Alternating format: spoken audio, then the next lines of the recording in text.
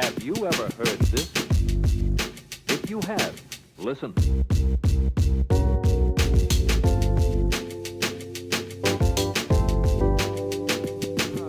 How we doing? How we doing? Happy St. Patty's Day, Number y'all. 50, number 57. 57, bro. We got another bad motherfucker here today. We got a chopping drummer in the house. My man. Mr. Marcus Jones. I might as well call my man Paul Bunyan, dog. You know what I'm saying? Because he's chopping. Fucking, where's your fucking plaid shirt, dog? That's the only thing you're missing, bro. Bro. Fucking Marcus, dude, here with us, bro. Yeah, man. What's up, bro? Dude, Yo. hell, yeah. Hey, appreciate y'all, man. Thank Dog, y'all for I having saw me. you at Groove Line last week, and then I was like, oh shit, I haven't seen this cat in fucking ages. Yeah. And like, bro, when I tell you, man, this dude, Dude, Bro. well, I was going, not to be that water was real creeper. chappy. It was chappy. I saw some of your stuff on Instagram, and you've got like my favorite type of chops, where it's like there's some pretty impressive sticking going on. Yes, sir. But you can still feel the pocket. Hell yes. Like everyone's glued together. Gotta keep that pocket, dog. know, Hey, got to, man. Bro. That's the foundation of That's what any she good said, you gotta jam, keep man. that You know, You gotta pock that pocket. no, you were, yeah. Last night popped off, and I'm sending, it's almost to Kabaza here, the video, a little clip from last night, because we had, who's Erica's dude? What's his name again? Oh, RC Williams. RC. Yes, sir. Dude, so RC, like I said, who's like Erica's, I think he's our musical director, isn't he? Yeah, he's the music director. So And one for of the Badu, producers. and then we had fucking Dane Relaford and fucking John Dees, Yeah. and fucking The Austin legends. Paolo dog. Santos, who I've been wanting to try to, we'll get him sometime. Some of the on here. Been homies. talking to him about Good, coming man. on. Yeah, man. I mean, it was just a whole like collection. This fucking dude, bro. Your left hand, bro. It's so fancy, dude. It's so, dog. I love. I'm like a huge Ghost Notes fan, bro. Like I just love fucking Ghost Notes and like good dynamic contrast, because we talk about this all the time. Like drummers, that's kind of the distinguishing factor, or like you can tell a drummer's got real skill when they can like mix dynamics up, and it's not all one. Yeah. You hear a lot of drummers. There's one dynamic. It's Yes, sir. double Even forte. if a beginner and an advanced drummer are playing the exact same beat, you can tell. Yes, sir. because we were talking about this on the drive over. Like a beginner drummer, their hi-hats sound just like Yeah. nothing going Dynamics, for you no there. dynamics. No. Yeah. Got to add that rhythm. That's Yes, it's sir. not even Official swing, South it's by just, artist, by the way. Let's see. Pull that up for the camera to see. Oh, My man's man. out here rapping shit, Yeah, dude. I'm damn- Yeah, that is so. You're playing with Black Odyssey? It's a badge Black of honor. Odyssey and then Grace Swanson. Oh, that's right, Grace. She's got that like just very like, man. I'll tell you what, dude. I heard Grace sing. I remember I was at Gallery, bro. Uh-huh.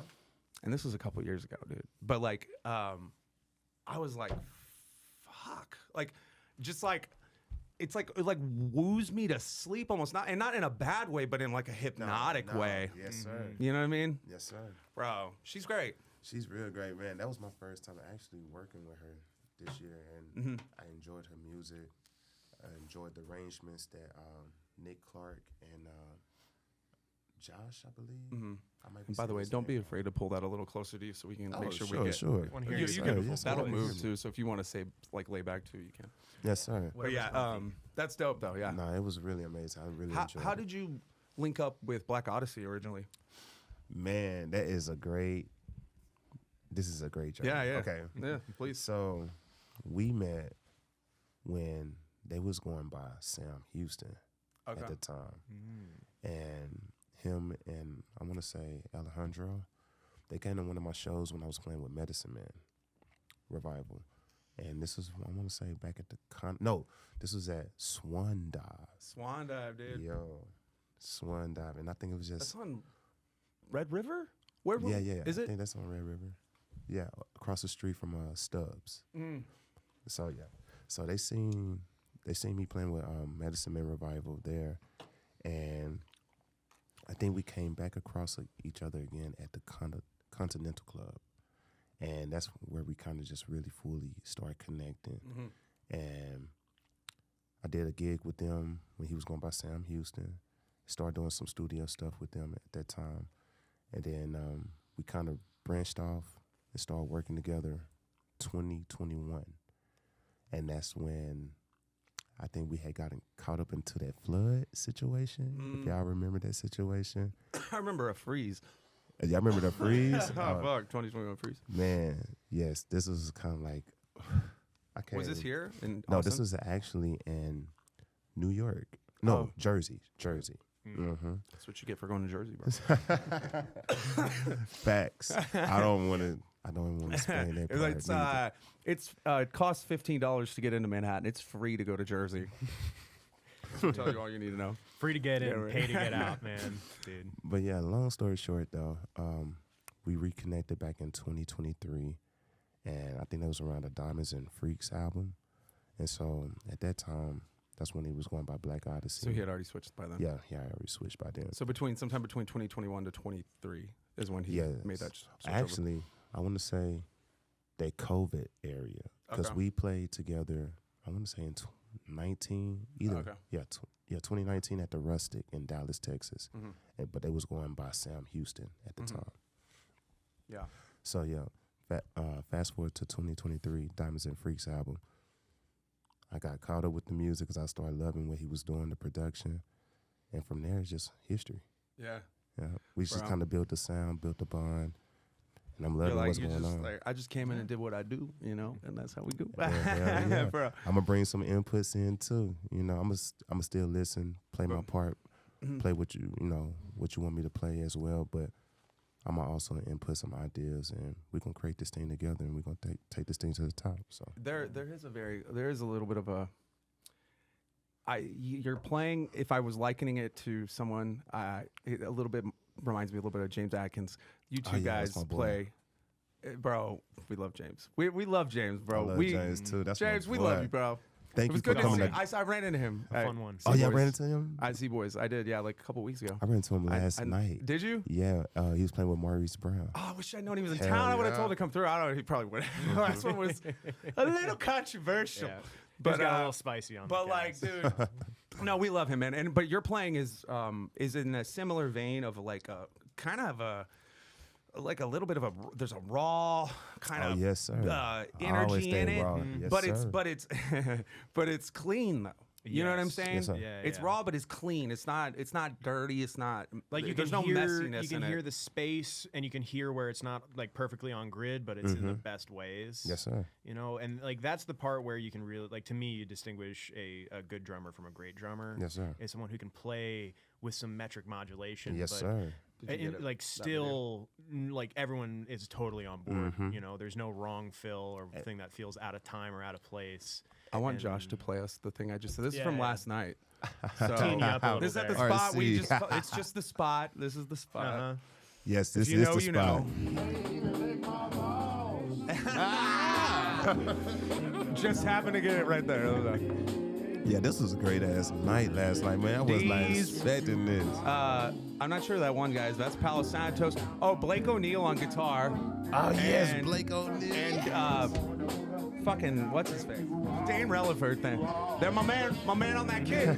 See, but okay, this is a good example. You're laying back here. You're not going fancy here. You're just doing what the song needs right here. Yes, sir. Making that thing feel good. This is great, dude. So, RC right there on the keys. He's Erica Badu's musical director, and then there was also Marcelo. Yeah, Coleman. Marcelo. Yes, my boy. I like Marcelo, yes, bro, sir. he just did O2 Arena Yeah, I just with seen, Ty Myers, dude. Yeah. So these dudes are. This is what I fucking love about Austin, bro. It's And like these guys RC are. He is just on the got back road, from too. London doing an arena, and they're fucking here just jamming, and it's like. People, y'all don't understand, and you need to. Yeah, like- you need to Yo. do better. Austin is such a home base for so many people where they just feel comfortable being themselves as a player. Like in that clip, I think And that just happened Yeah. last night, by Yeah, the way. that just- yeah. That was crazy because Yeah. you walk in, because I was there, bro, and it was like,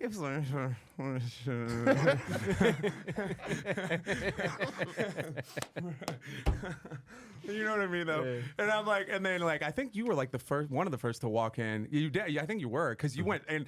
I love it, dude, because he went straight to kid. Oh, by the way, they weren't in that video, but Uncle Roy and Spice were there last night too, and Yes, they're I great. gotta We give my love them. family- We I always love gotta them. show love to Love them. friends them. of the cast. Those- They're great.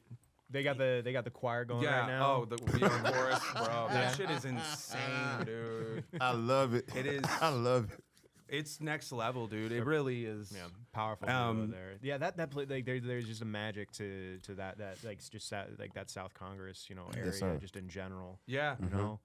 Bro. And like the great thing about Austin musicians experiencing it is like you can very clearly hear everybody's got great ears. Yeah. Like they Oh, know yeah. where to fill space. They know where to lean back, give someone else some time.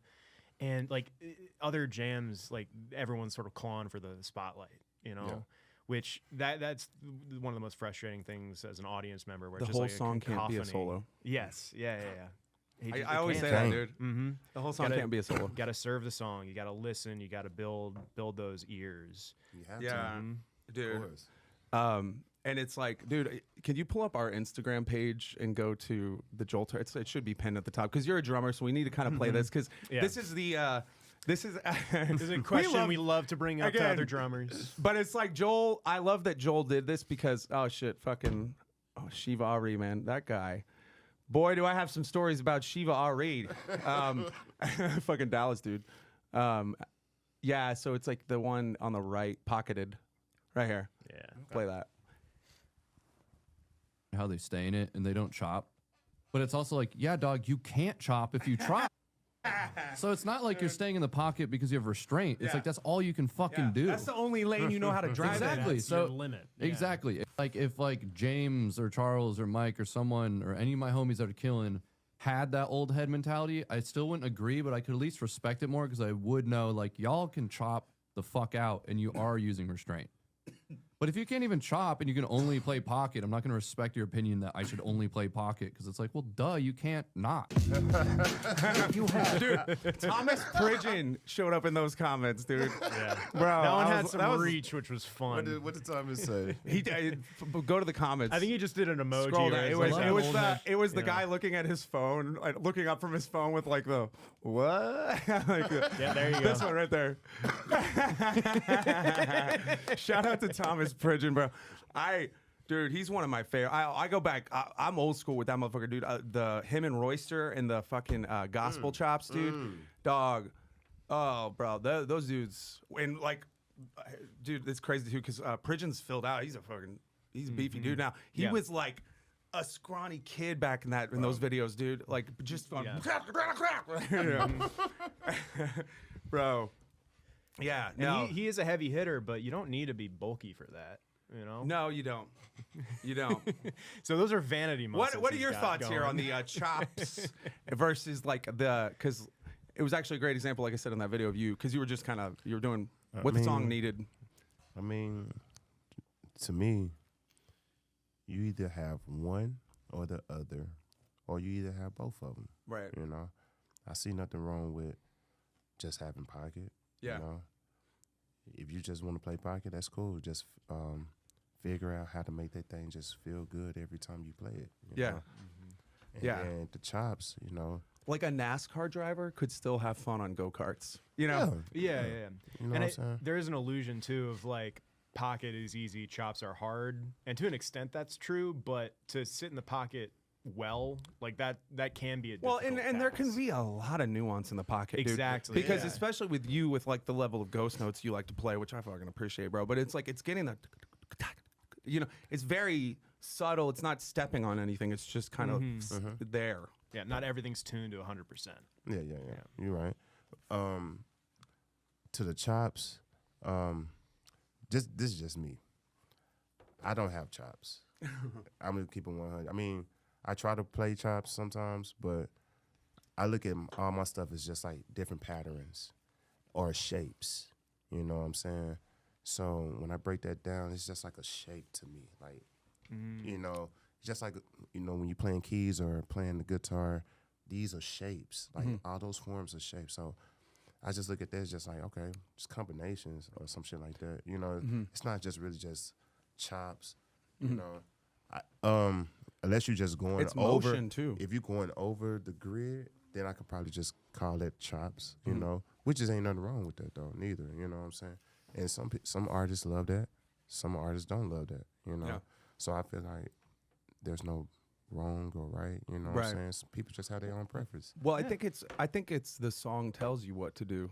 Exactly. Yeah, that You know too. what I mean? If you really in tune, You don't tell the song what to do. Yeah, you Because don't. if you're and it's because it's when you're mixed, when you're doing something with a group of dudes, everybody's bringing a different thing in there. So whatever that, it's like fucking Captain Planet. You know, Yeah. it's like everybody's contributing their thing to create the grand thing. Yeah, And and, it's that like, thing has to be greater have you seen than that the sum Don of its Cheadle parts. Captain Planet parody? Shit is fucking hilarious. I haven't seen it. Pull that up, dude. I haven't thought about that forever. It's fucking Don Cheadle, dude. No, but it is though, and it's like you don't tell the song. You let the what the vibe is telling you kind of dictate how you're gonna go. I mean, yeah, because you're basically creating it. Yeah. You know, you creating it, and actually you creating it where you want it to go. You know what I'm saying? If you want it to go crazy, it's gonna go crazy. If you want it to feel good to where women are getting attached, and you know what I'm saying, Yeah. you could do that too. You know what I'm saying? That's my goal. Like every time I sit down and play music, I just want to make everything feel good. I want Yeah.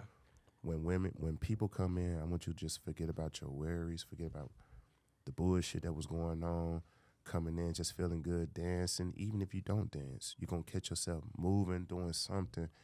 Then you start dancing with a woman if y'all not used to it. You know what I'm saying? I like to just bring something different to where you're just feeling good. You know what I'm Yeah. saying? That's all. And so Yeah. that's how I look at music. Well, it's and like that's you're feeling good too. Like Yeah. you know, like, You got to play off your own it's emotions. it's you a know. reciprocal exchange. Yes, is sir. what it is because, like, for you, it's like, and it's also somebody's. I don't know who said this, but like about. Like when you perform, it's like you need to feel something because if you don't Yeah. feel something, how are other people going to feel something? exactly. You got to be tapped into the raw source, and I think as a drummer, like that is very much your role, specifically when it comes to just Exactly. driving the bus. Exactly. Because if you know, Shout out bass Jay player, Heights is a master at that. Driving a bus.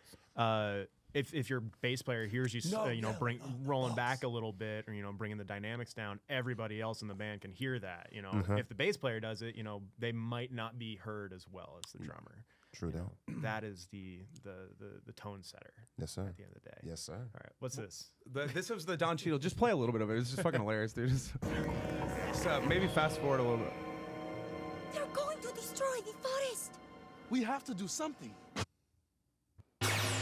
Let it stop right now. It's fucking Don Cheadle. It's fucking Pedro, bro. He's fucking destroying a dam. Stop, Captain, please. Stop. Holy Gaia, that's enough. Stop. Stop. That wig though. Everybody's a tree.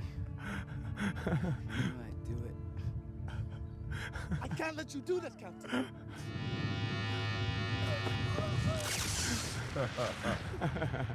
Dude. Anybody else want to go green? Happy St. Patty's Day, by the way. Yeah, that's what I thought. With your punk asses. I'm going back up. Don't summon me again unless you're ready for that pain. Dude. Is that Gillian Big Jacobs? holes.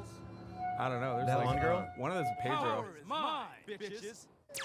Dude. Fucking Don Cheadle, dude. Where you find this at? I don't even remember. This is You an ever have old shit in your Funny or subconscious Die, that just pops dude. back in? You're like, I forgot that was a thing, and I just All remembered the it time. randomly. Yeah. And also, Happy St. Patty's Day. Happy St. Patty's Day. My man. culture's being appropriated today. It's fine. I'm Irish okay with brick. it. Yeah. Yeah, Okay. I'm okay with it. I want to go get in a fight right now.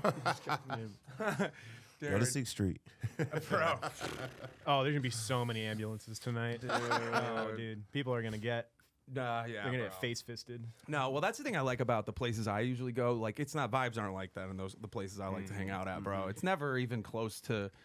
It's like, there's never even a, oh man, something almost popped off. It's just like it doesn't happen, and like It gets snuffed out right away. yeah. Well, I think that's happening more at bars where the whole attraction is to just get as shit faced as possible. Yeah. Because I mean, you've told me that, like, with your dad being a cop, like the main common factor among violent calls is alcohol. Oh no, yeah, no. Like that's the one Always, common bro. factor. That's boy. Yeah, it's not No, I asked- location, Boy. it's not gender, it's not race, it's alcohol. He was 35 years SAPD, and I was like, that's why I asked him. I was like, of like all the domestic calls you went on in your career that you can recollect, like of all of them, like I was like, what percentage would you say like alcohol was involved in them? And he said like all of them. Yeah. So yeah, I'm lucky. I'm like, I put it down. You put some I've distance, yeah. I've kept it down. Like, cause that shit will that's a thing too. Like with performance, bro. You know, like you can't let it. It can fuck your shit up, dude. It can. Yeah, it really can. It can. And you can get that rep, and you can be a great player, but if you get the rep as the guy that's always fucked up all the time, he's hard to fucking work with. Yeah. Talent is only going to take you so far. You got to have the ability, like you got to show up professionally. You got to be able to like do your job properly. And that's also a character too, like the guy who can, you know, put down 12 beers and be totally rock solid. Like that is a like to some people that's like an attainable goal, or like that's a character, you know, like that's who I want to be, but that's a character from television. Like that's not a real thing that can happen. Yes, it is. It's just You can keep telling yourself that for sure, but no. if you down a or case as of like beers, somebody then- playing with like if somebody else is fucked up, it's annoying. Yeah. I mean, it can. Or it Yeah, could it can. I mean, Because there's a line where it's like it could open up some shit, but it's like, and then it can quickly go into the. my preference is, you know, I don't tell nobody what they can and can't do, you know. Yeah. If you get fucked up and then you can still do your job, all means, you know what I'm saying? Just as long as you're retaining the show and it's not fucking up the mode, I mean, do what you Which gotta you do. absolutely can, I think, You to know, a certain some people point. can't. Yeah, yeah, yeah. 'cause I know I'll never be as good at I pool ain't like that, anymore man. because when I'm 2 drinks in, dude, I'm like, I could play in leagues, dude. You can I'm play in serious. leagues. I need 2, but I'm like, I remember I was living in New York and I had a buddy, he was a huge pool player. I play pool, but I don't give a shit. You're not go like getting But into I a town, remember, you're like, "Where's billiards he at?" would have me go out, like, to like go play pool places with him and shit, and he was like super serious about it. And I'd have a couple drinks, bro, and I'm telling you, I'm fucking great, dude. And I would beat him, and he gets so fucking mad. He's like a fucking league, dude. But it's like I do think that there can be actually a benefit, maybe even a little to a degree, of loosening it up, like getting yourself to be a little bit more.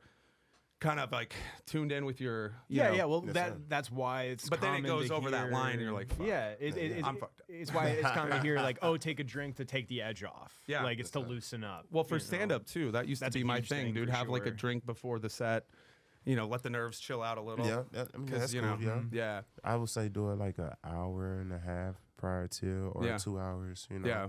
to where you still feeling good, but it's not overbearing, you know what I'm Yeah. saying? Yeah. Even if you smoking, you know. Yeah. So, I say the same thing, do it like 2 hours yeah. before you get on the actual stage to play, to where you could just be, you know, it's not overbearing, it's like just, you know, right there, to where you could still be able to focus, you know. And a part of that too is like just being aware of like how you respond to it, because Yes, sir. everybody experiences it differently. Yeah, exactly. Like I know people who like can do an like entire workday stoned. Yeah. And you I just right. know me, like that's not me. Like when I Yeah. got stoned, like I completely phase out of like task orientation. Yeah, like it's just yeah. like no. Things are not happening while that's going on in my head. And just not Nah, my forcing yourself tolerance, to do my that. tolerance, I used to be able to do that like a lot back in the day. That's but that's now, part of it for sure. Bro, I'm gonna tell you right now though, like there are things, certain psychedelics will say, I think that can open up channels in different ways that kind of like specifically LSD, if I was gonna specify, but like I've played where it was this factor of like, because it's like, you know, sometimes you're like, I know what I want to do, and some guys can do it, and then other guys, I know what I want to do, but I can't always do it, and so it almost opens up channels for me to get out of my own cloud and like, because like for you, what you're talking about shapes, for me the unlocking moment was like switching from thinking about it as notes as to thinking about it as motion. You know, because everything's just part of emotion and the pattern. You can do that too. Yeah. Yeah. You can do that too. Yeah, and then once you master that motion, then you know every piece of the intricate thing that's happening, because you know it's a lot of processes going on for a drummer at Yes, sir. once. You theoretically might be playing 4 different patterns at the same time. I equate that very much to like a golf swing. I love to golf. Okay. And there's so many like little parts of your swing that can There really make are. or break it. And if you pay too much attention to like every one little thing, you're not gonna hit it straight. Yeah. But if you just step outside and think of it as a one big motion, just one like many parts making a whole, and just having that be the guide, Yes, sir. like that's like that mentality I think is shared between like golfers and drummers. I think musicians in general. Yeah, well, it's sure. rubbing your belly and patting your head at the same time. You know, it's like you're, You got to get out of your. but own you're rubbing way. your belly and double time, and your yeah. triplets with the with the head pat. Dude, I don't know how many times I used to try to do that. I love syncopation. It's like my favorite thing, bro. I fucking love it. Yeah, no, but you're very like, bro. You impressed the fuck out of me, man, because you're very much, you're kind of like, it's this. There's a power with it, but it's like it's within, like the, like very structured. You know, what you're doing. There's a lot of complexity is what I'm trying to say with Yes, it. sir. Even though it sounds like you're just you know, for a guy like me, I'm watching. I'm like, oh shit, look at his left hand, dude. Fuck, you know, fuck, Man, thank you, yo, man. yeah. So, well, you're a church drummer? Oh yes, sir. Of course you are, Yes, dude. sir. Born and raised. Of course from you there. are. That's why I come out of. It's a thing, dude. Man, that's my Timalachi. Bro, Dallas is the land of the mega churches too, dude. Seriously, bro. It's have you Dallas ever been to and Dallas? Houston. Dallas Houston and too. Houston. You're bro. right, Osteen. I've They never- literally yeah. had their church is the old Houston Rockets arena. That's the fucking church, bro. That's a yeah. mega church. I've never been to Dallas, but I've been. I did a day trip Word? to Houston. Yeah. Okay. He's from LA. He moved Yeah, there. Are you from LA? Yeah. Okay. Okay. Yeah, I've been here about 2 years and some change now. Oh hell yeah. It's been fun. Yeah, I actually got to go up to. He's remarkably well adjusted for a kid who grew up in Hollywood. That's for damn sure. Yeah. I got a good head on my shoulders, I think. But I got to go tour the ProMark factory. Okay. Up in Houston, which that was really fun. If you ever get a chance to swing through there, like they've got some like it's a pretty Speaking about small. that, while we talking about companies, I'm not with no company. So Okay. All if right. y'all Yo, hear this, we got to change holler that, at dog. What's your come favorite holler. symbol? Dog. You a Zildjian guy? I'm a sound guy. Sound so guy, hell like yeah. I gotta go through it. Like everybody brand has something that speaks out to me. Sabian has stuff that speaks out to me for certain gigs. Zildjian, same way. Istanbul, same way. Clap I was stack. gonna Oh, ask, yeah. do you have a clap stack? Oh yeah. Oh, fuck. Yeah, you gotta have Bro, a class stack. there ain't That's no like- serious drummer out here in the game right now that does. Well, that's the test. hot Yeah. take? The question that a is hot the take? test. You got You're the not a unserious serious drummer drummers if you don't have a clap still got a stack. clap stack. You're not. You're not. Switch out that China. Get for, your for shit a together. clap, And I'm you saying know? that as a drummer that doesn't have a fucking clap stack.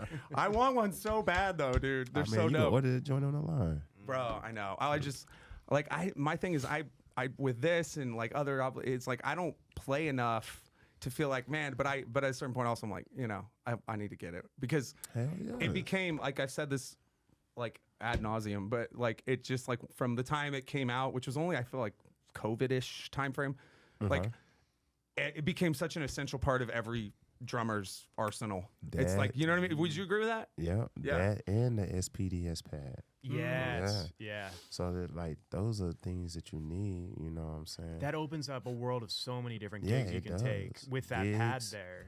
Uh-huh. Your ideas. You Mhm. know how you can make music feel. All of a you sudden, know your what I'm side saying? snare is like an Side- 808. yeah, You know. You know what I'm saying? Yeah. Mhm. Dude, yeah. Drummer tech has gotten pretty far recently too. Like, are you guys familiar with like the Yamaha, the EAD10, and the EAD50 Okay. Yeah. mics?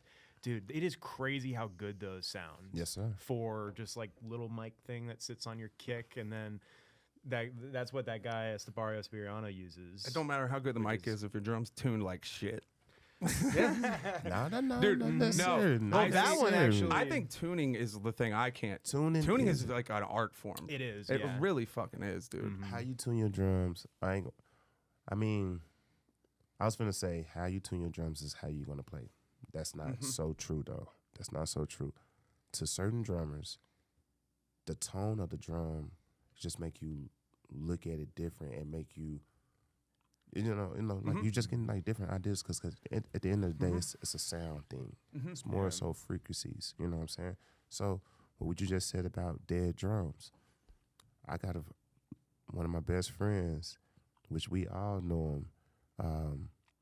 Shout out to Goodfoot. His drums normally be dead, but when you sit down on it, bro, it's like, bro, you get so many different ideas. It's like how y'all was just saying, like the griminess. So it's just like, you get so many different ideas, and it kind of makes you approach the drums different. Then when your drums are tuned, like my other best friend, Mike Mitchell, shout out to him. He normally tunes his drums up to, because he is a jazz drummer, so his drums like to sing out. So, and I know a lot of drummers don't like their drums like high pitch, but playing those type of drums too as well, you get different ideas because of the frequency of the sounds versus on the cymbals as well. Good cymbals, broken cymbals, those are sounds. So I'm real hip to that, and that shit right there. I like crispy cymbals. Helps my approach. It helps me to.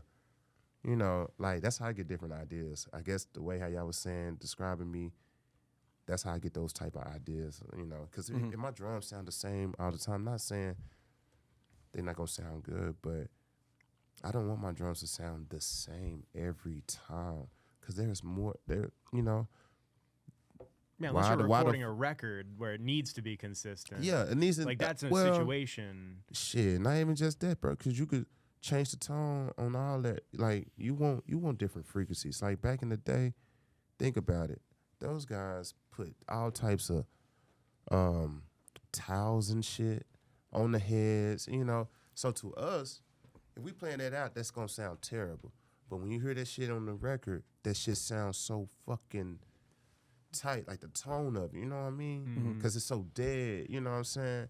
So that's what I said. Like those different sounds just help give different approaches, bro. That's one of the funnest parts in the studio is like trying to chase a sound you have in your head. Hell yeah. One of my favorite bands, Deerhoof, they did an album where they were recording drums and they put the kick drum up against an upright piano and mic'd the piano. Okay. So whenever the drummer hit the kick, you would hear the resonance sir. And they'd have like certain keys pressed down, so it'd be muting certain ones, dude. That's some creative shit. I love to see it. I didn't even know that. That band is very good when it comes to like making pretty cool like production choices. But that was one where I was like, man, like that is smart and totally outside the box. Something that I've noticed for sure with a lot of players, especially like newer players, is they're trying to chase a sound that they heard on a record or live, like. What gear do I need to sound exactly like, Bonham or Eddie Van Halen or whatever. And I think that's a wild goose chase because you're never going to get exactly there.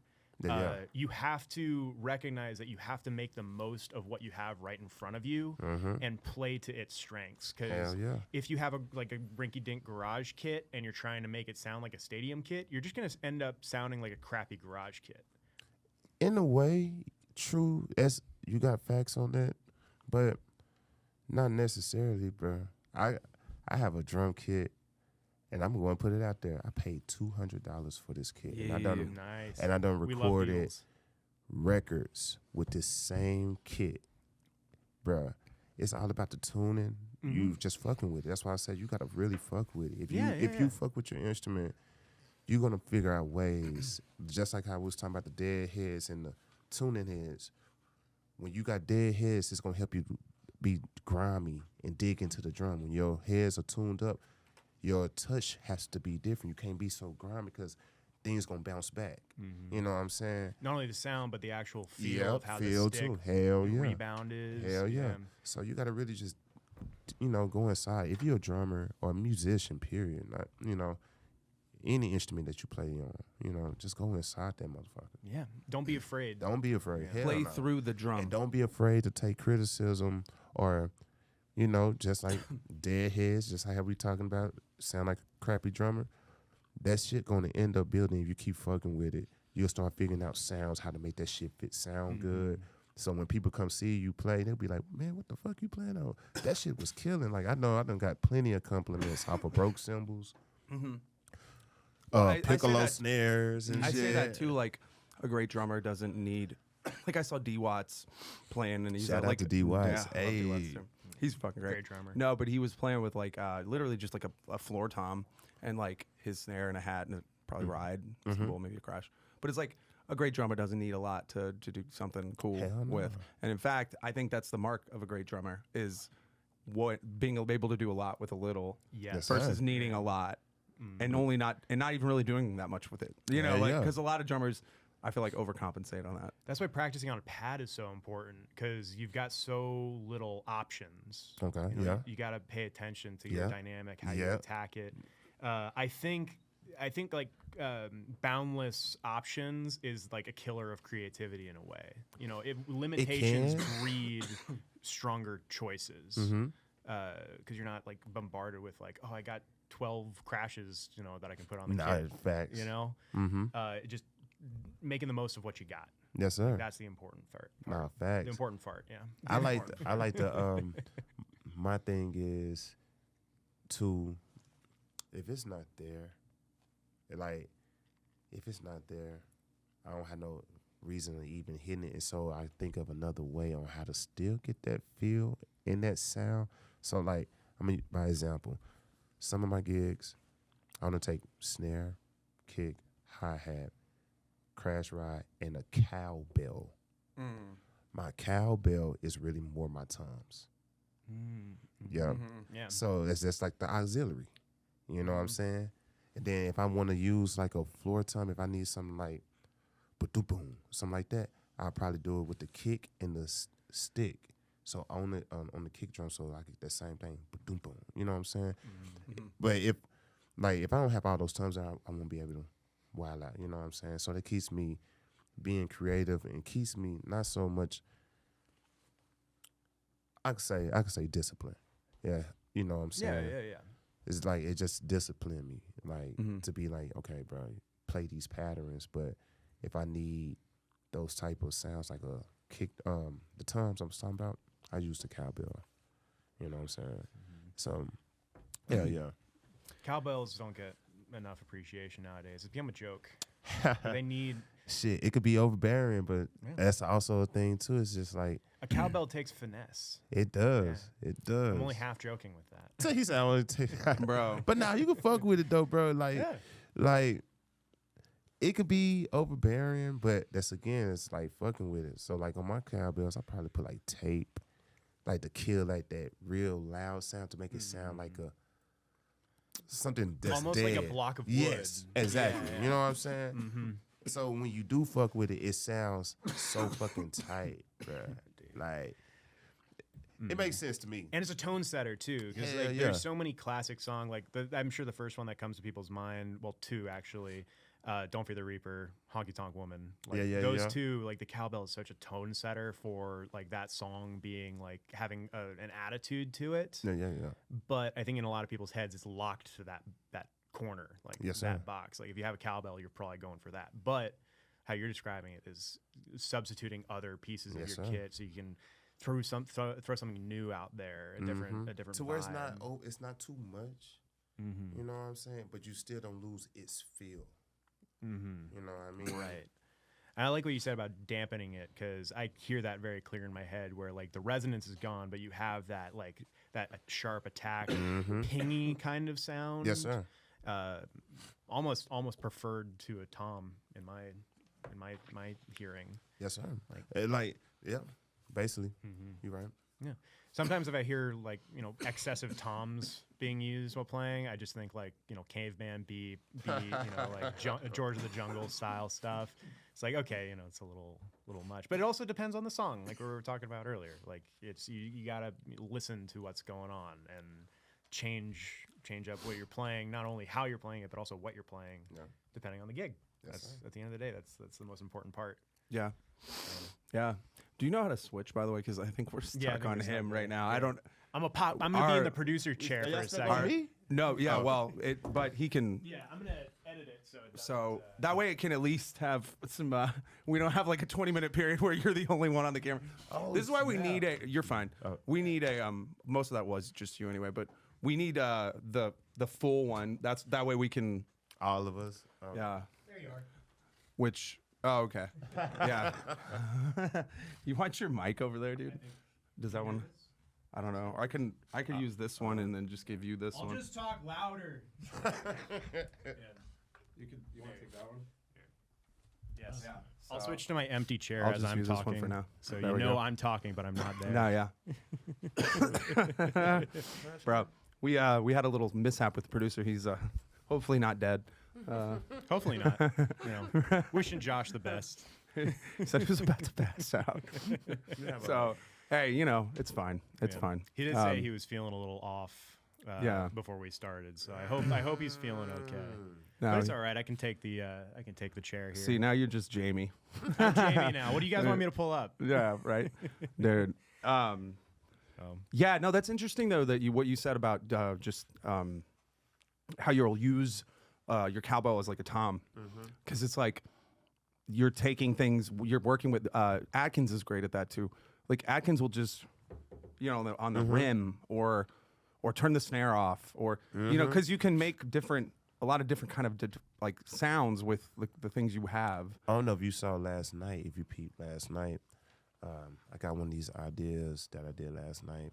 Shout out to my boy again, Goodfoot again, because this guy is the mastermind of what we've been talking about, like sounds, dead drums. He's the mastermind behind all that. But yeah, last night, if you was peeping game, I had flipped a snare upside down. I didn't see that. Oh, Bro. On that song, we So were you're just- playing on the snare side. So I'm playing on the snare side. So on that video, we just watched. do you take the wires off or was No, it? the wires are still Oh, on. So hell yeah! you so couldn't. Gravity's gonna like But- have Well, I them don't on know, there. But like that's take them again, off and though. like have them hanging or something. for people that's trying, they might try that back at home, gonna fuck up because again, it's the touch. You know what I'm saying? You learn all this when you start really fucking around with your instrument. Like you learn how hard to hit that joint without fucking up the head and stuff like that. So, yeah, man. So, yeah, that was one of the ideas.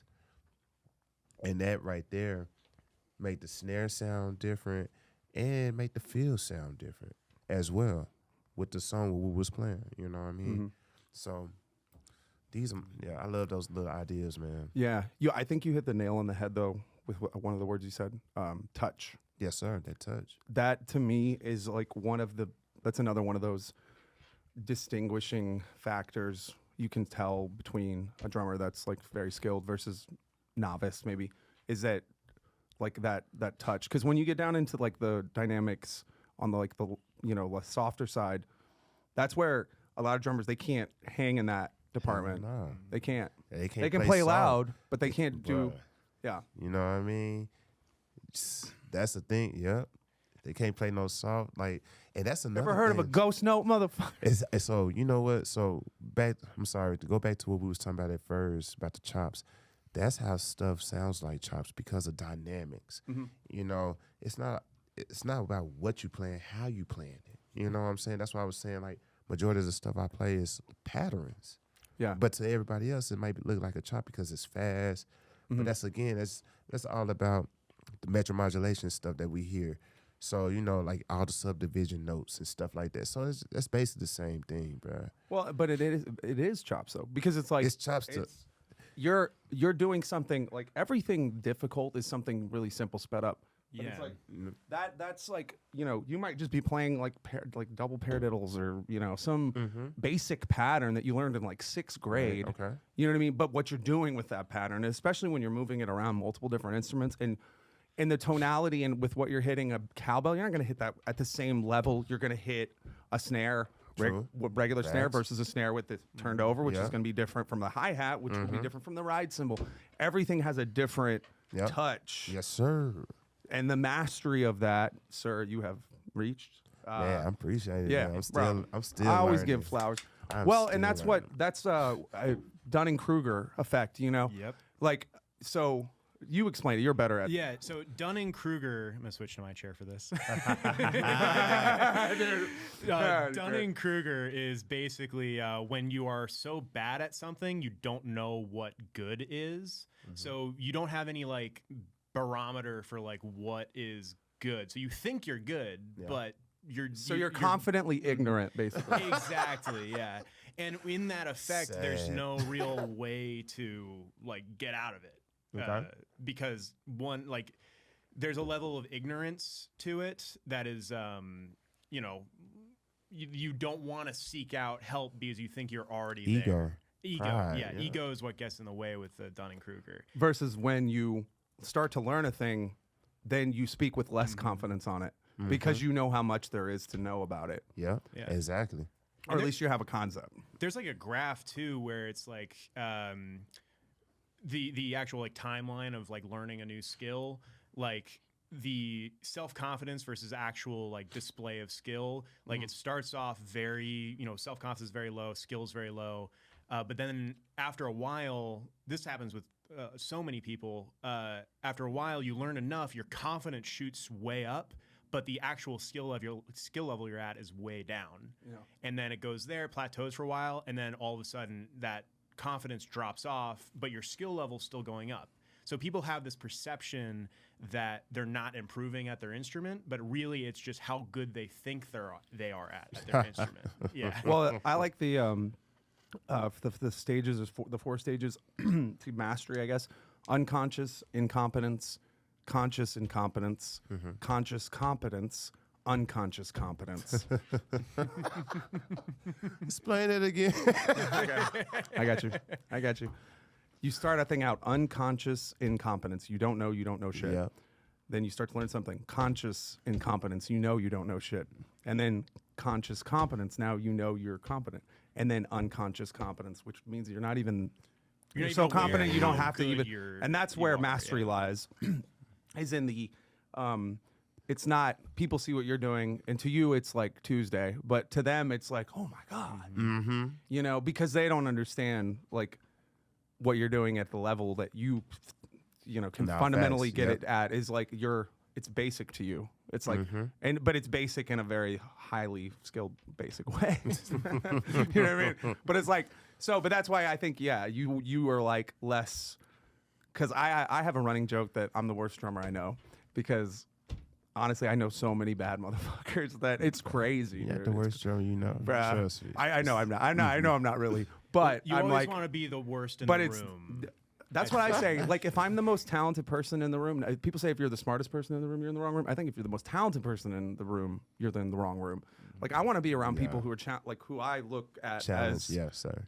Correct. You know, at a level. Correct. Like, because you can't raise if you're around people that are at or below you. Yeah. You know, I mean, and I don't think that's. I don't know. Is that? No, you're right. Is that like arrogant, or is that like? I feel like it's just. Yeah, it's the idea of like outgrowing your fish tank. You know, you can only get so big with while staying stagnant. Yeah. Like you have to be constantly challenging yourself. No, facts. You have to. You can't. Yeah, you can't just do the easy thing because it's easy. Built a Lego set yesterday of an F1 car, and the sticker on it was literally a quote that was like, champions aren't made by making easy decisions. It's about pushing yourself to do the hard decisions. So I'm like, hell yeah, dude. Hell yeah, Legos. Hell yeah. I guess I didn't think of Legos like that. It's like almost like I a didn't puzzle. think of it like It that was an neither. 18 plus thing, man. It was one of the fancier kits. You know how I know you're gay? No. No, man. But yeah, bro. Absolutely. Your growth doesn't happen in your comfort zone. I say that. Like it's wherever your growth is never going to be in the place where you feel comfortable. It's always going to be the place where you're pushing yourself a little bit out of your depth, but not by like, you know, measures of or orders of magnitude. Just like a little. You can put yourself in a situation where you're too far outside that zone to the point where you're in a complete like way different waters and you just can't hang. But that's also why you want to surround yourself with people who are that, you know, that level above you, because they'll know based off their own experience what situations they can put you in. Yeah. You know, they're not going to push you to do something that they know that you're not able to do. Well, and they're going to go to a level. Yeah. Unless like they're a they piece of try. shit, It's the opposite too. It's like like last night, for example, like everybody can go to the level, you know, like, and that's what, like, that's why I never asked to sit in on Kit, because I'll sing with the homies on Thursday, but like, I don't want to play. Cause like, I know I can go to the level vocally. Can I hang on that Kit? I mean, I think I could. I think I'm probably in my own head more about it, but it's also to me, it's the Definitely in your own reverence head I about it. have. You are in your own head. Yeah, but it's also the reverence I have for the guys I'm around. That's respect. Yeah, Too. you know what I mean? Because like I respect the shit out of what you and so many of the cats do. So But those guys, to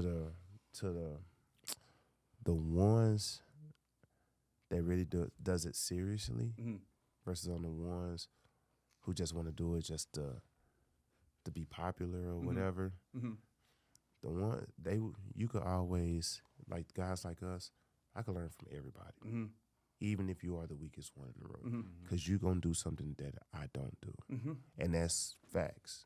Like all of us do something that we all don't do. It's all good if you don't play as fast as these other guys, or you don't even make the music feel good as these other guys.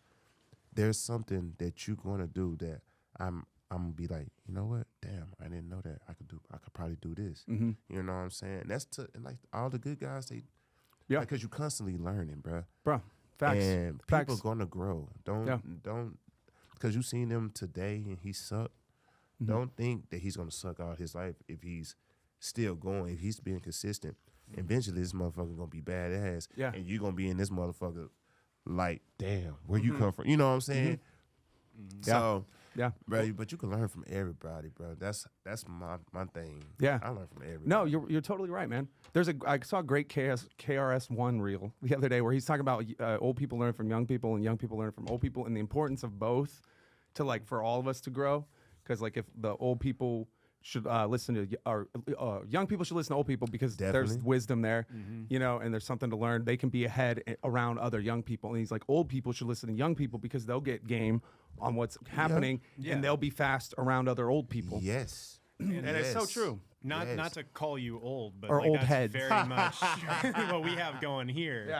Yeah. You know, like there's an age difference between us, but we both have that mutual understanding of like learning from other sides of the fence. Because there's very clearly experience to be gained, wisdom. You know, there's definitely a hard-hatted mentality among both.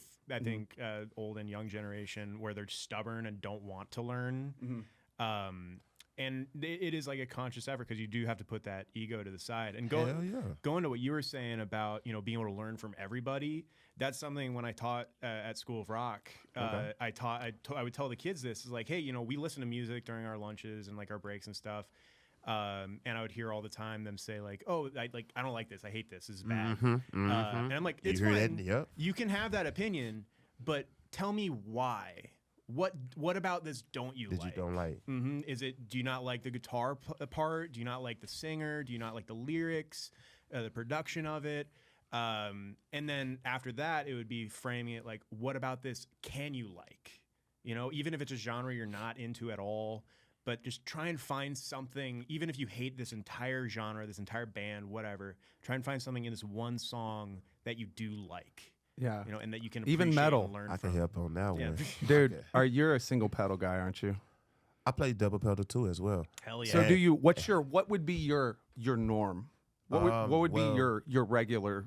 Shoot, I ain't gonna lie to you, my brother. My setup change every night. Dude, that's crazy. I don't play the same. I try not to. How often do you play double bass then? I'm curious. You Frequently. know what's so semi-often? funny?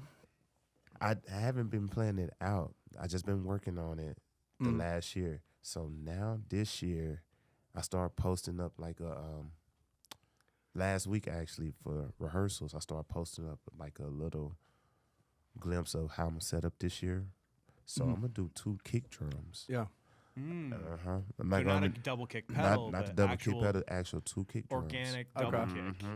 Yeah. And then what's the tight part is I'm not playing the double pedal like how we are used to playing it.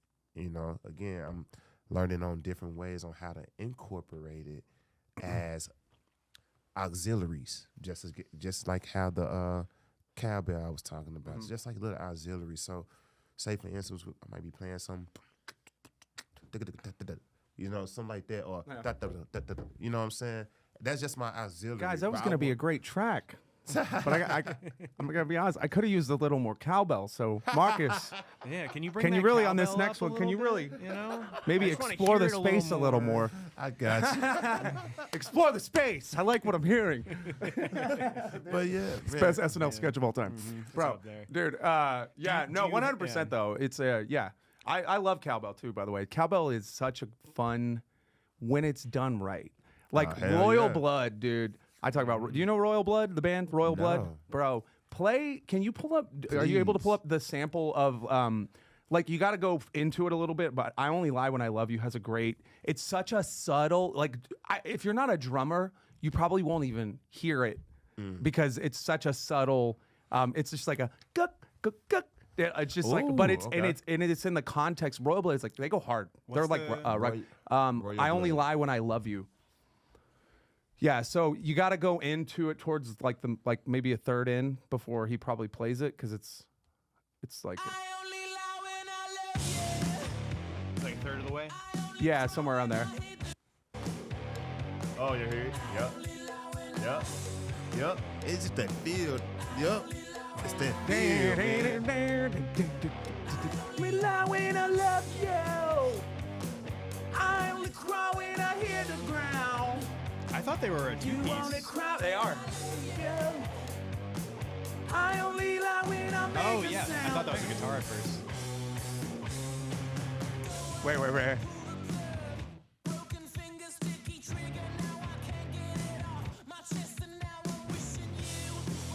It's right here. This next.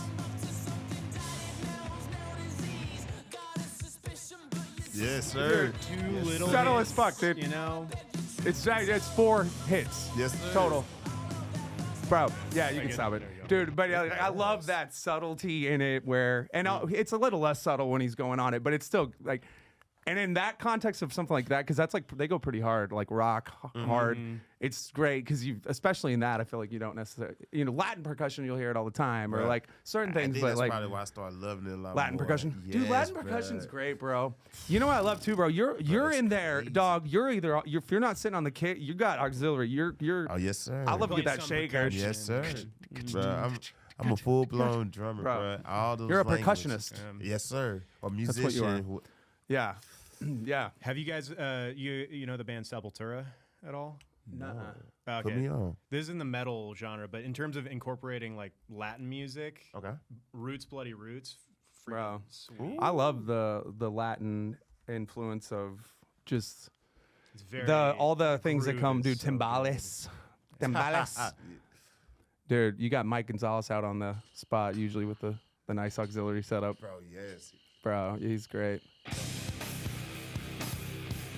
Shout out to Mikey. Yes, sir. Shout Yeah. out to Mikey. I'm a metal guy, so I had to get this in here. Snare sound. Drum sound good. Does he? Where's the Latin part? Dude, it's coming out.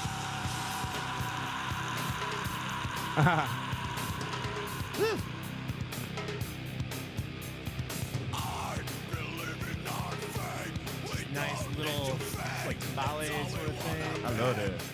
Such a good groove. That's been something, in metal for a long time.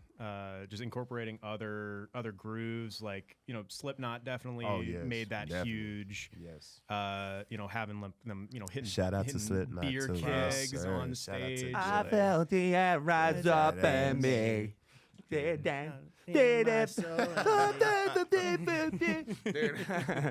Dude, speaking of Dallas dope motherfuckers, Polyphia, bro. You know Polyphia? yeah. No. Put him on Polyphia, dog. Yes. Bro, Are they we from out the here. crib? What? Dog, they're Dallas dudes, dude. This guy Tim, bro, he's like, Should I do goat or something? do Goat, dude. Yeah, that's a Goat's good- got a great video too. Like it's one down, one more. That one. I knew it was in a They church. do like the duality thing. And the drummer here, homeboy, similarly, not super complex, but like it is complex, but it's not super like he's not super busy is what I'm trying to say. Okay. It's not super busy. Everyone in this But it's band great. is It's fucking an dope. amazing player. They got a lot of shit for playing with the click. Yeah, these are Dallas dudes.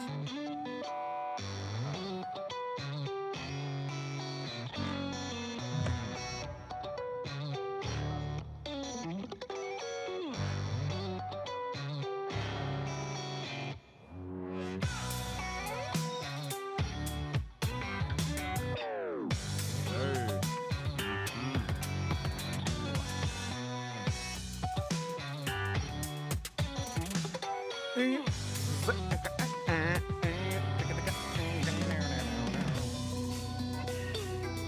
work on this part.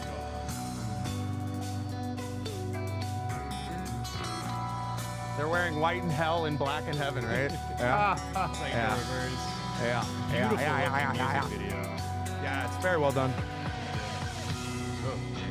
Dude, that Bro. is- Yeah, Check out some Polyphia. Shout out put to some, Polyphia. yeah, man. they're Dallas. From Dallas. Hey. I was talking about this the other day, dude. North Texas, bro. Like, there's so many bad motherfuckers that come out of there, dude. Oh, hell yes. Bro. Yeah. Bruh. Like Snarky Puppy, dog. Man, one of my Fucking homies is shit. playing with me tonight at Monk's. Jonathan Moniz Yeah. playing with me. He plays with Ghost Note. Oh, hell yeah. But he's from UNT as well. He went to UNT as well. Dude. So yeah. North Texas. I went to drumline camp in North Texas Oh, in high shit, school. for real? Yeah. Shout Yeah, outs to junior you year. on that It was one. cool. Hell Yeah, it was fun. Snare.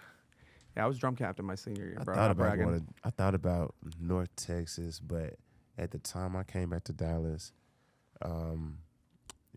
Cedar Valley Community College was popping at that Well, point. that's right. And you told me that there were a lot of cats that teach at North Yes. Texas that teach at this community college. It's Yes. like, y'all, go get your game, get put on game. Yo. The same game the guys are getting for that like super high dollar education for community college money. Man, say a lot of And get the game, because it's the same thing with anything, bro. It's like, I have a business degree, right? Like, what good is anything if you don't use it to go do facts. something? Facts. You know, Yeah. Facts. like, that's the whole thing. Like, you actually use your degree. You're doing it right now. Like, I went to school You're for, doing it literally hold on. right now. I went to school for audio production, and look at me right now. Hey, Well, I went this to I'm school behind for- the board. Yeah, we've been actually. This has been needing to occur, so that way it would open up a lot of options for us with like the studio space too. If we could have you just be able to produce sometimes when Josh is about passed out. He might be dead. Josh, our producer, might. He's kidding. he stepped out, and You know, he's fine. We're good. We Yeah. he's we a don't want want Kai on camera anyway. It's fine. Yeah, this ugly mug. Dude. Yeah. No, but yeah, North Texas people don't realize it, but it's one of the premier music schools in the country outside of Berkeley and Yeah, no, facts. North Texas is amazing. Jerk- bro. And then Juilliard, maybe. plus, you still had Snarky Puppy. Bro. They come out of there. I probably listened to Lingus 1,000 times, dude. Lingus. It took me a while to figure out that it's like an 8-bar pattern, dun dun dun dun dun dun dun dun dun dun dun, and it repeats that, and then but on the last bar it like changes it up, and you're like, how? What the fuck is it? Bum bum bum bum bum bum bum Yeah, bum I know what bum. you're talking about. Dude, fucking Corey Henry, bro. Shout out to Corey Henry too. Yeah. Man, that piano. I've seen like people hate on that, and I'm like, bro, what do you? I don't know enough about keys, but I'm like, what? That seems pretty fucking good to me, bro. I'm like, dude, when he's like on two different like keyboards at the same time, bro. I'm like, And you see, so if you was noticing his expressions from this is my opinion. This is from my Bro. opinion. If you notice his expressions, Pull that up, Kai. He was Dude. looking. He see color. You don't even have to play you can mute it. In know what fact, I'm because especially for copyright, but like Lingus. Lingus, Yeah, where Lingus. but you got to go like at least to halfway or probably like a 3/4, because that's when he's really getting into it. Is like probably around the 6-7 minute mark, and his face. You're right. Like you, in the please start. explain what you're talking about here, because like once you get to that part, because yeah, like somewhere, yeah, around there, maybe Like that's here? probably good. Oh, Yeah, pass all that. yeah. See, like right there. Right here. Yeah, start. You can start right there. Oh, I actually passed that a little bit. How much further? Like Shout out to my big bro Sean Martin, man. Love you, dog. Miss you, man.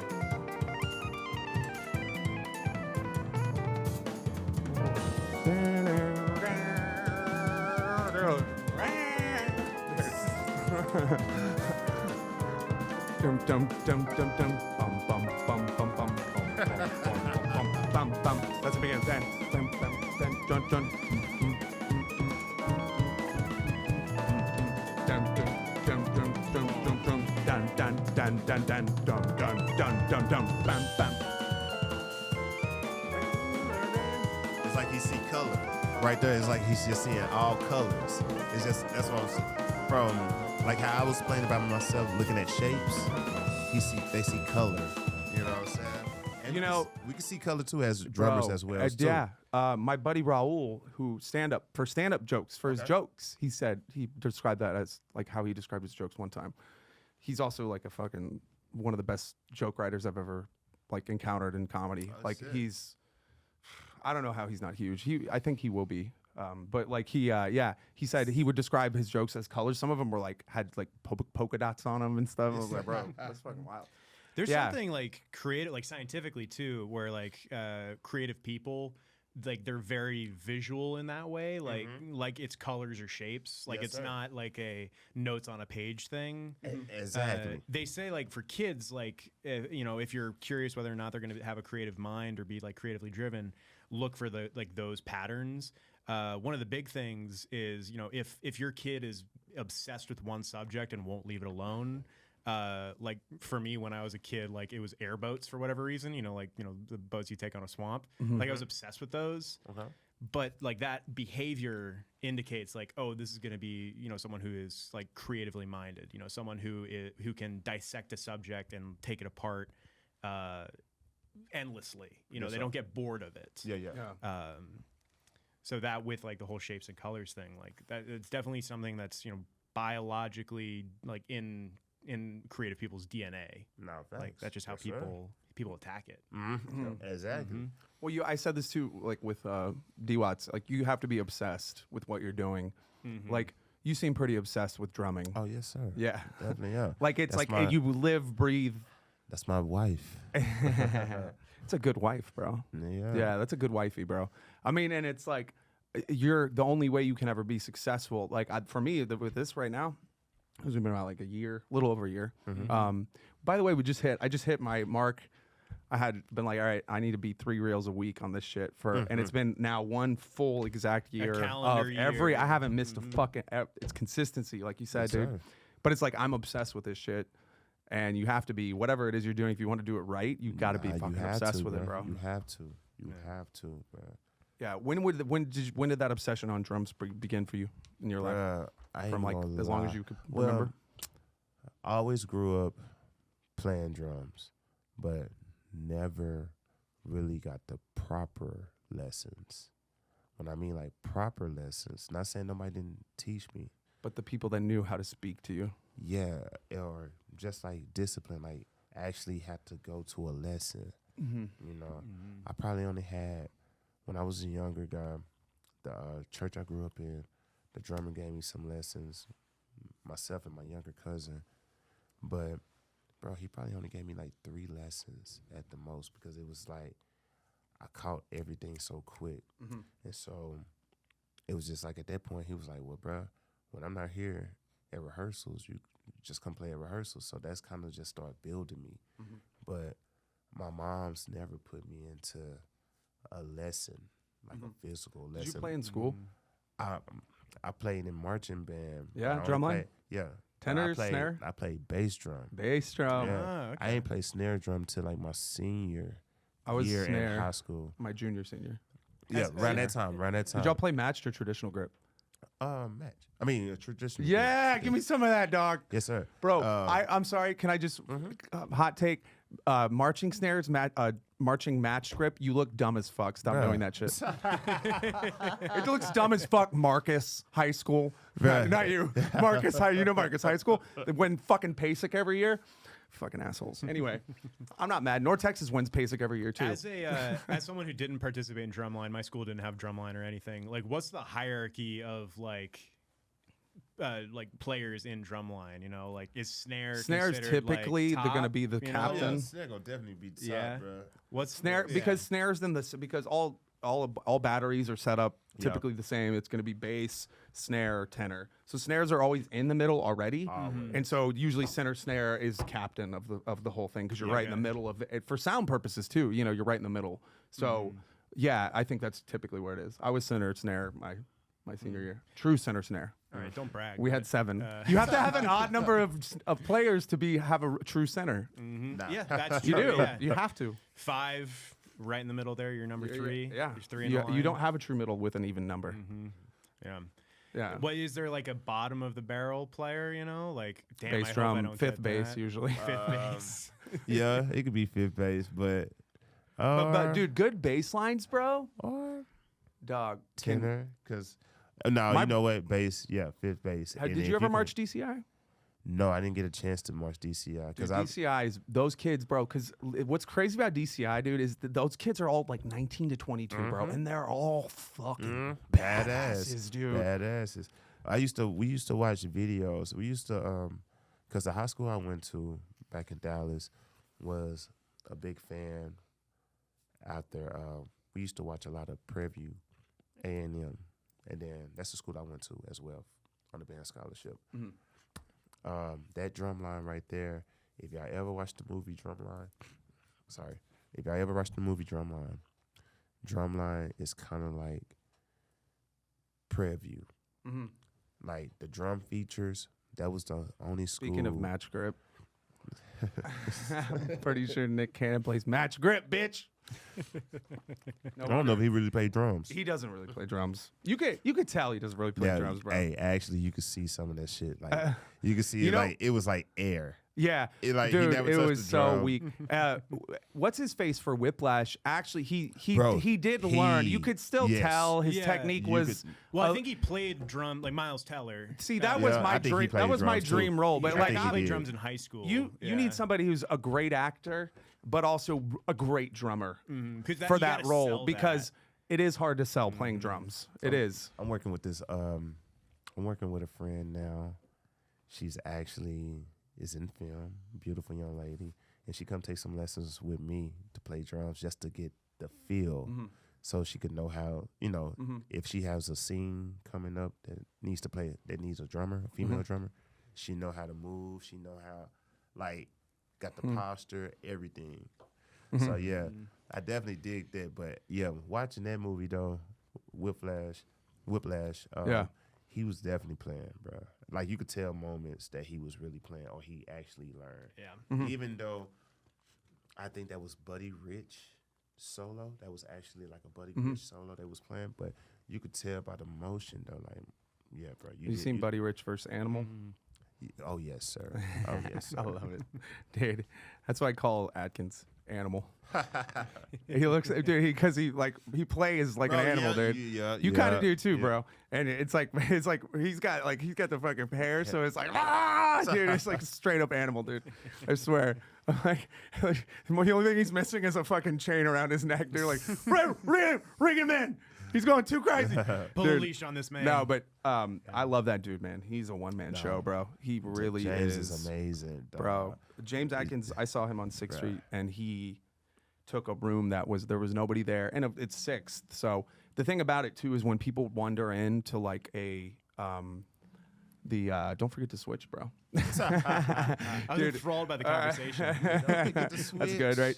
No, but I saw him on Dirty, and it's like when you have people rolling into a spot, it's like it's not about just people coming into the place. It's about you got to keep them once they walk in the fucking door, right? And so a lot of times people will walk in and then walk right the fuck back out, right? Because it's like they're not vibing on it.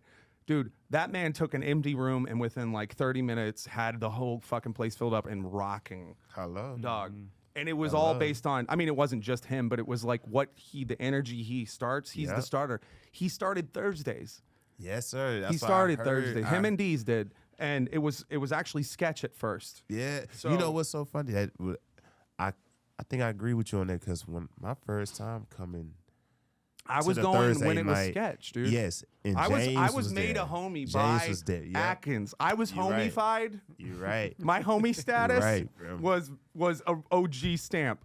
Like, cause yeah, and Serial number 3. and they still probably. use things like the you don't have to, or that I'm pretty sure was him, or at least a combination of them, and then the put it in the bucket that was Atkins for sure, and Oh, it yeah. was like so his imprints like are still there on the Hell Thursdays, yeah, that's great. Yeah, Hell he- yes. He he- came down here and started some shit. bro. Shout out to James again. James Doc. Atkins, bro. Roll back through. Yeah, I love that guy, and I'm like I think he got mad at me, but it's fine because I'm like for me like I've in the game too, bro. Like it sucks too because sometimes like things get said, people hear shit, whatever, and especially if you're doing some shit like this, it's like I have love for a lot of people where I'm like, if I don't get the vibe, I'm like, you still got my appreciation regardless. You know what I mean? Because it's like, to me, it goes past. I need some of that too, man. It goes past just like whatever. It's like the appreciation for the talent level is so high. You know, it's just like, but yeah, he's bro. He was one of our early guests. Yeah. He was an early shooter for us for sure. Really fun to have on the cast. Things got a little spicy for sure, but you know, that was our first we controversy. we got open invitation for him to come back if wanted. So. No, but it's like you got to bring that level to with what you do because, and you certainly do, bro. Like, it's not just you're not just playing drums. It's you're drawing people in with you to It's something. spiritual to me, man. Yeah, it's something that goes past. You're not doing a job. You are, but you're not. You know what I mean? Other thing too with musicians, like that's not an inherent skill that's acquired after you get so good at drums. Like that doesn't make you an entertainer. Like that just makes you good at drums. You got to learn how to do the other stuff of how to control room, how to read the vibes, and I think the only way to really do that is through experience. No, facts. Yeah, dude, and it's also just that presence in like the performance because, especially on Thursdays, like people don't realize like if you're gonna get up there and do something, you better be ready for. You better be ready to bring your fucking A game because that's all that's happening there is A game. Man, that's at any jam session though, man. You got to bring your A game. Sure, and you should want to bring your A game because you want to know what you need to clean up. You know, this is still a learning process. Don't never take this as you either gonna make it or not. You know what I'm saying? It's possible for you to make it. You know what I'm saying? You just staying consistent is the main key. Yeah. But you want to tighten up what you need to tighten up. You know, every day is a learning experience. You know, every time you step on, like, bruh, I've said that. I got to, bruh. I wasn't playing like this, bruh. I could tell you, me and my peoples could tell you. RC used to have a jam session back in Dallas called the Profit Bar. This is back in my early years. I want to say about 2007 or 8, all the way up until COVID, really, until COVID started. But half of those years, bro, I used to sit on a wall. The drums be right here. They used to always come get me, ask me to play, and I turned it down because I just always wanted to just learn, bro. Like just observe, you know what I'm saying? You learn the feel, you know what I'm saying? So when you do get called or when you do sit in, you're able to, you know, you might get called back for the gig. And so, bro, from my times sitting back, just watching, then when I chose to play at the time, I started getting called for gigs for like to fill in for that person at that gig, you know what I'm saying? And that kind of just opened up more doors, you know what I'm saying? Just by me being patient, not being so quick in a rush. A lot of people got to know how to be patient. Every moment is not meant for you to play, you know. Some moments are meant for you to play, you know what I'm saying? If you got that, I'm put like this. If you got that fear moment, I say go and do it at that time. Because every time it's not going to be like that. You know what I mean? Yeah. Every time it's not going to be like that. But when you got that fear moment, that's when the creativity come out. That's when, you know, the spirit moves through you. You know what I'm saying? If you don't have that, you're going to be flat. And it's like, not literally flat necessarily, but, you know, flat in terms of what you're bringing. Because it's the same thing applies comedically, dude, for me. Like, I've labeled it what I would call appropriate fear, which is like, I'm confident in what I'm doing, but I still have the nerves a little bit because that's just part of it. And I had a talk with Nick DiPaolo. Do you know Nick DiPaolo, the comedian? About this actually in New York one time. I was like, we were chatting on the sidewalk outside the stand or something, and like just talking about the appropriate fear and asking him from like he's an OG comic, and he's like, yeah, I think you have to have that because it's like that's part of the thing that's getting you in the place creatively you want to be in. You know what I mean? Because you're kind of there's a little anxiety in it, but it's also like a good, like you're like lively. It's like creates that. What I always heard was like that those nerves, like that is just proof that you care about what you're about to Exactly. do. Exactly. Like, Exactly. recognizing that, like that fear, like that's a like that means that you don't want to fuck it up. You know what I'm saying? Yeah. And that's why I was saying like that's when some of the best shit come out, bro. Because like we don't want to fuck it up, but I'm like really nervous because I respect all these guys. I respect all the and they talent and what they bring to the table. So yeah, you know it's gonna be a little nervous, but you're right though. If you just go and be like fuck it, bro. Breathe in, breathe out, and just jump over that little curve, bro. You'll be surprised what you'll make or what you'll create. Yeah. Well, and it's like if you can master getting your fucks down, you know, because like your best work's gonna happen when your fucks are low, and if your fucks are too high, it's gonna get in the way of the thing you're trying to do. Yeah. And so you got to master the art because you got to have that's the appropriate fucks. There we go. That's The appropriate you have to have fucks. appropriate fucks, Yeah. but not too many of them. Yeah, a solid budget of fucks. You know, not living above your means or anything. Not living above your fucks. your fuck means. You got a fucks budget that you have to. You have to maintain. You know, Yeah, allocate. I got a decent fuck portfolio for sure. You know, Dude, but it's like, and then you get in that space creatively, I think, where you open up the channels you're trying to get into with what you're doing. Because ultimately, if you're too in the space in your head, you're not going to access the space that you need to be into when you're trying to create that work. Like it's, that one. yeah. And I think a lot of people too that are early in their careers or early on their endeavors and have that fear response. Like just a message out there, you're probably better than you think you are.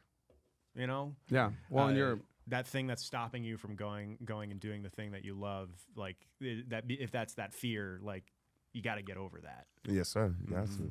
Yes, well, sir. it's like I said, lean into the uncomfortable because your growth lies in the uncomfortable. So it is a little uncomfortable to like be in that place where, you know, oh man, I don't want to fuck up here because these are fucking the dudes. These are the dudes, right? You know, it's like, and the same thing applies with Tuesday and tonight. I'm assuming you'll be there tonight. Yes, sir. Yeah, because this is another reason you should go. Which one? Groove Line. Oh yes, I'm definitely going. Bro, you think you'll sit in again? Hell yeah! I have a show tonight. I actually have a show tonight at Monks. Yeah, you told me. So yeah, I'm definitely coming afterwards. Yeah, I'm actually trying to go see a lot of friends. Cure for Paranoia is in town as well. Word. So I'm trying to go see them right before I come over to Groove Line. But I'm definitely coming over to Groove Line. I'm bringing the homies with me as well. Hell yes. That's what's up, dog. And I know you got a show coming up at 6:30 here. Yes, sir. We'll get a little story because we're gonna post something right after we're done recording. So No, yeah, I got a picture. I think of Kabaza had already taken of us while we were all three here. Okay. But yeah, no, yeah, dude, what you did there too? Because like, bro, Carlos doesn't fuck around, bro. He does not fuck around, bro. Carlos Sosa is a real motherfucker, dude. Bro, he is. And he's cool, but he's cool insofar as you do what you need to do. And so, like, he even told me like a story about having to like basically pull everyone aside one night at Seaboy and like yell at everybody. Yeah. And it's like he has to be that guy sometimes, but that's why they are what they are. Yes, sir. they're not Because- afraid of those confrontations. Yeah, Like, and that's hey, why I'm we need saying- to You were step talking up about our criticism game. earlier. Yep, You got to be able to take that shit in stride, bro, Yes. and not take it as an ego assault, and take it as a growth And you know what's opportunity. you know what? This is even if clear up on that too as well. You should want to be criticized because when you're not being criticized, bruh, you actually not being taught. You're not learning nothing. Like it's like, okay, I'm good at where I'm at, bro. You should want to fucking learn. You know, you should. I want somebody to come tell me, hey, bro, you fucking up.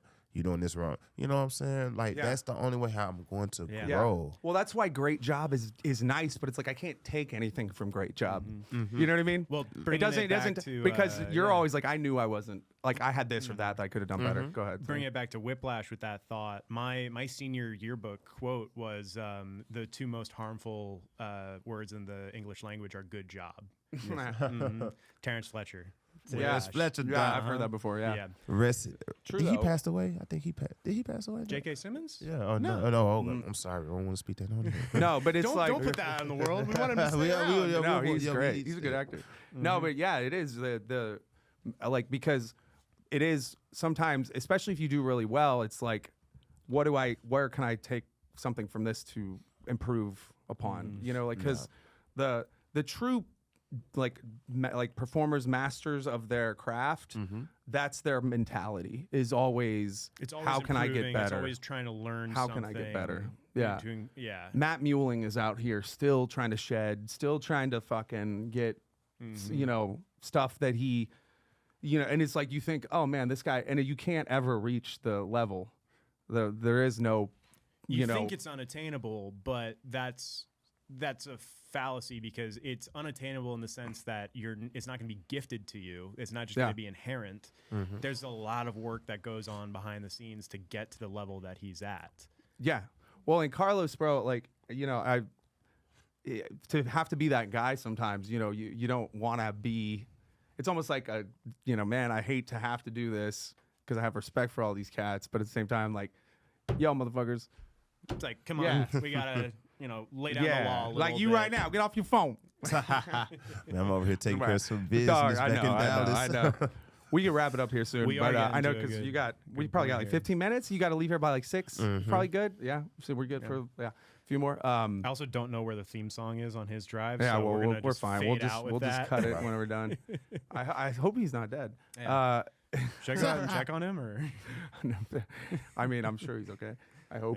Yeah. But yeah, dude. No, they everything that gets them there where they are from that level on Tuesdays is comes from the criticism that they like all are willing to like take from each other to, hey, this is something, or you could have done better here, or whatever. You know, it's not one. And that's where being comfortable with the people that you play with, in terms of taking that criticism and feeling open to, one, taking it, but also dishing it out. Yes, sir. You got to feel, comfortable around those people. And even if it's people that you've, just started playing with, sure, like if you just started playing with them, you might want to keep your trap shut, but still, like, Definitely. you want to be able to, take that and shed with them. Yeah. Yeah. I mean, there's always room for growth. The greatest music lesson I got, Mr. D from high school in jazz. And he's like, we do theory before we play every day. And so he's like, goes to the board and draws a big circle, writes music in the middle, and then he like blotches a little bit of the top out, just a little bit. And he goes, that's what you know about music. We're like, man, yo, especially like you're in high school. It's the Dunning-Kruger, right? Because you're just good enough to know, Yeah. but like you're still, you're like, and You're then just good enough to be happy with where you're at, but and then he not goes to realizing the how much further you have to go. exactly, and then he like after that, then he goes back to the board, right, and he like blotches out a little bit more, right, but not much. It's still hardly like nothing in the circle, right, and he goes, "That's what I know about music," and you're like, "Okay, Yeah.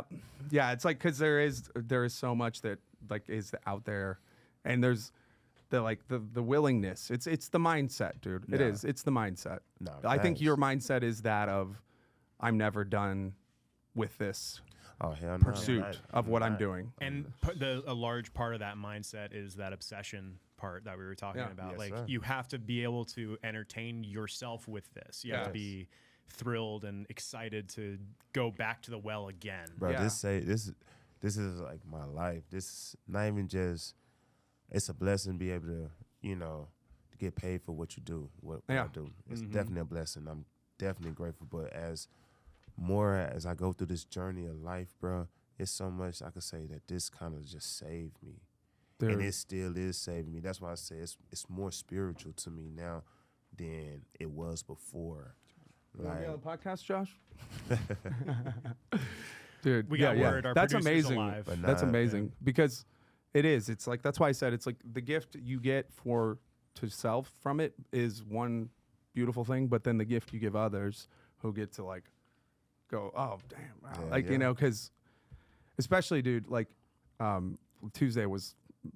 I'm looking forward to this evening. Just Hell like yeah. more of that because it takes it to another.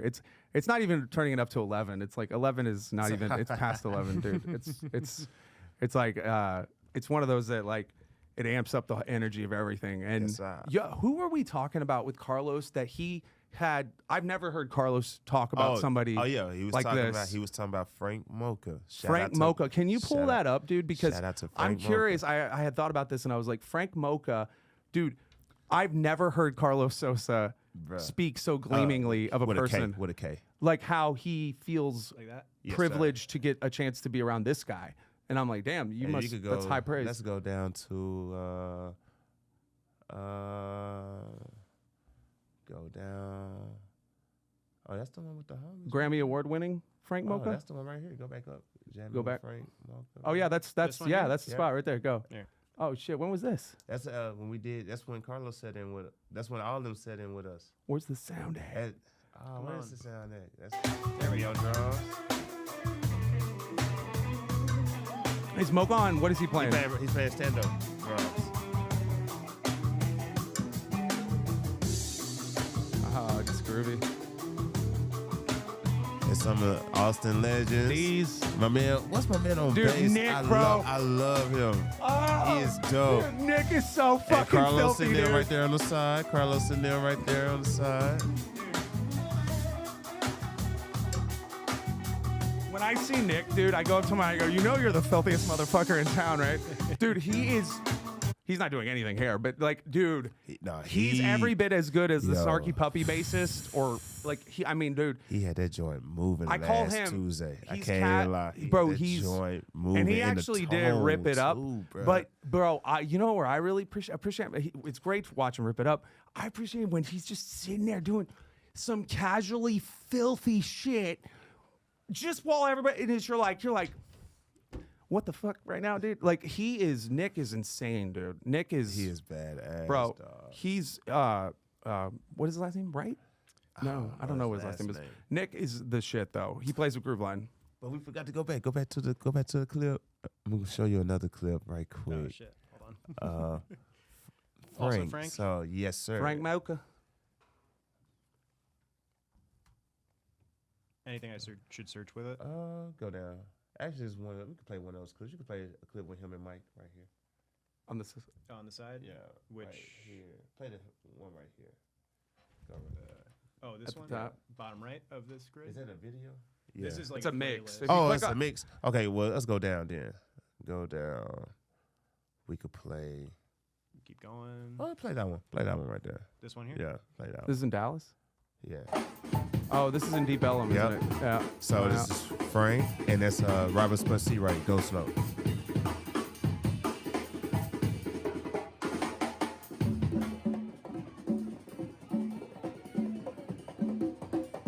Where's the rush? It's back over here in the corner. Dude, should we wind down with this clip here? I think it's good. Well, Yeah. it's all good. No, yeah, this is dope. Shout out Frank Mocha. Nice playing off each other there.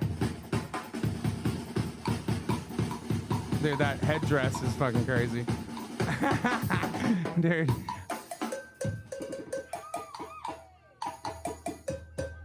I'm trying to see who's that playing in the background. There's another What'd I say? percussion guy. Timbales. Timbales.